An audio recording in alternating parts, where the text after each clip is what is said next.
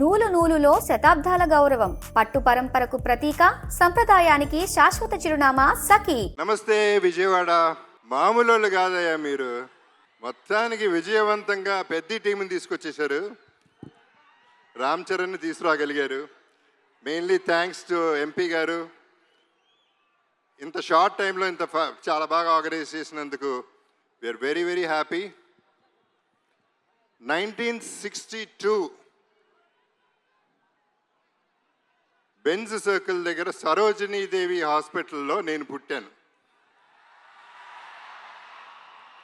అప్పుడు Bezawada. So Benz circle నాకు బాగా తెలిసి అప్పుడు వాకింగ్ స్ట్రీట్ అయి ఉండేది. ముంత కింద పప్పు, గవర్నర్ పేటలో ముంత కింద పప్పు ఇవన్నీ తిని ప్రతి హాలిడే ఇక్కడ ఎంజాయ్ చేసినాడిని, మీతో పెరిగినాడిని, మీతో ఉన్నాడిని, మీతో ఉండిపోయేవాడిని. నేను ఇక్కడ పుట్టింది ఎంత వాస్తవం. పెద్ది అనే సినిమా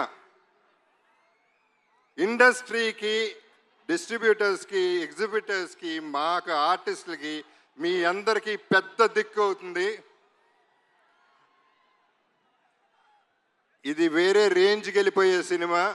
అందరూ గట్టిగా ఊపిరి పీల్చుకునే టైం, అందరూ ఆకలి, అందరు దాహం తీర్చే టైం ఇది.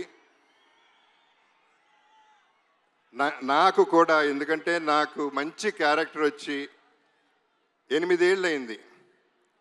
అంటే అరవింద సమేత తర్వాత పెద్దిలో నా క్యారెక్టర్, నాకు బుచ్చిబాబు నన్ను ఎలా ఊహించాడో నాకు తెలియదు, కానీ అప్పలసూరిగా నాకు తెలిసి ఇదే నా బెస్ట్ క్యారెక్టర్ అవుతుంది. సినిమా కూడా బెస్ట్ సినిమా అవుతుంది.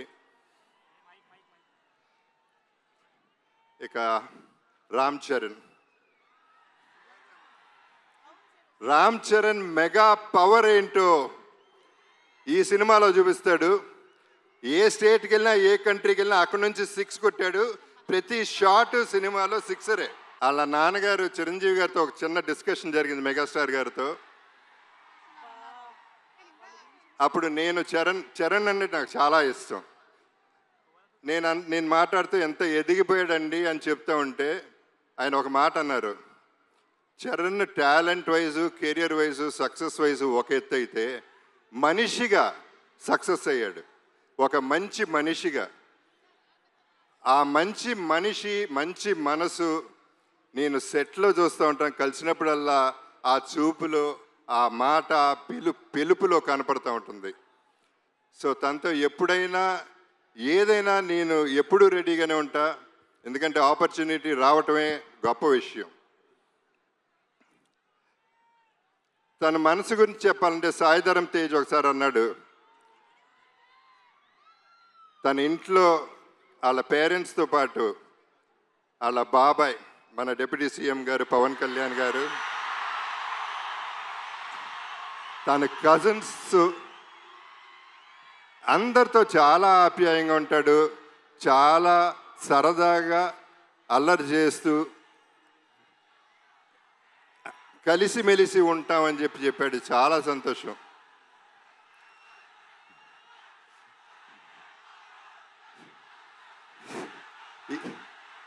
ఈ పర్టికులర్ సినిమా గురించి నేను ఎక్కువ చెప్పదలుచుకోలేదు, ఎందుకంటే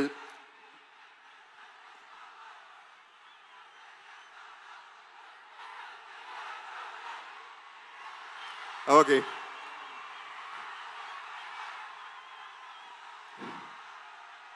ఇక మా బుచ్చిబాబు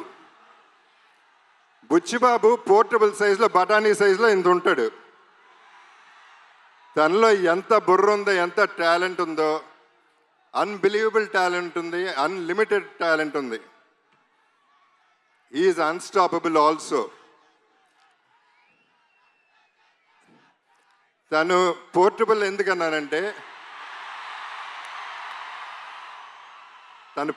ఎందుకన్నానంటే, ఇలా ఉంటాడు, అందరు సంకల్లో దూరిపోతూ ఉంటాడు, చాలా ప్రేమగా ఉంటాడు. ఆ పోర్టబుల్ సెట్ని ఎక్కడికంటే ప్రతి ఇంట్లో, ప్రతి గుండెల్లో చేర్చేసుకుంటారు. అసలు వదిలితే సంకెక్కేస్తాడేమో అటువంటాడు.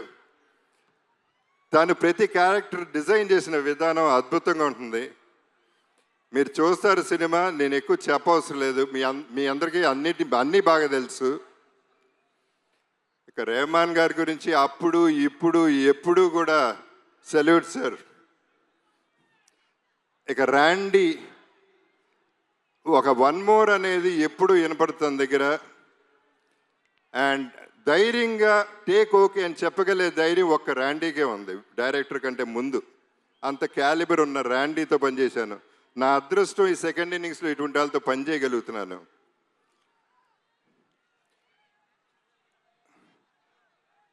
జాన్వి మీలాగానే నేను ఫస్ట్ టైం ఇక్కడ కలిశాను. సినిమా చేశాం కానీ నేను కలవలేదు ఎప్పుడు. శ్రీదేవి గారు నాన్నగారు సినిమాలో చేశారు కానీ ఆవిడ తెలుసు కానీ ఈవిని కలవలేదు. కానీ శ్రీదేవి గారు ఎక్కడున్నా ఈ జర్నీ అంతా ఎంజాయ్ చేస్తూ ఉంటారు. లుకింగ్ అట్ జాన్వి, మనందరం ట్రైలర్ చూసాం, ఎంత బాగుందో ఎంత బాగా చేసిందో మీ అందరు చూశారు. God bless everybody. సతీష్ గారు, రామ్ చరణ్ తను ఫోన్ ఎత్తి సతీష్ గారికి ఫోన్ చేసి ఈ సినిమా మనం చేస్తున్నాం అని చెప్తే అంతకంటే అదృష్టం ఏముంటుంది. అంటే ఆయన క్యాలిబర్ ఏంటో కూడా మీకు క్లారిటీ వచ్చేసి ఉంటుంది ఈ పాటికి. ఆయన నాకు బాగా నచ్చింది ఏంటంటే ప్రొడక్షన్లో ప్రతిరోజు వచ్చారు, కూర్చున్నారు, ప్యాషనెట్గా సినిమా తీశారు. సో వీళ్ళందరితో పనిచేయటం, I'm sorry if I forgot anybody. So వీళ్ళందరితో పనిచేయటం, ఈ జర్నీ ఎంజాయ్ చేయటం అనేది నాకు ఒక అద్భుతం. నా జీవితంలో ఇదొక అద్భుతం అవుతుంది. నా బెస్ట్ ఫిల్మ్ అవుతుంది, నా బెస్ట్ క్యారెక్టర్ అవుతుంది. ఒకే ఒక డైలాగ్తో ఫినిష్ చేస్తాను. ఆఖరికి వచ్చను కూడా ఒంట్లో దాచుకుని బతకాలంటారా దీని అమ్మ బతుకు. మీ అప్పల సూరి.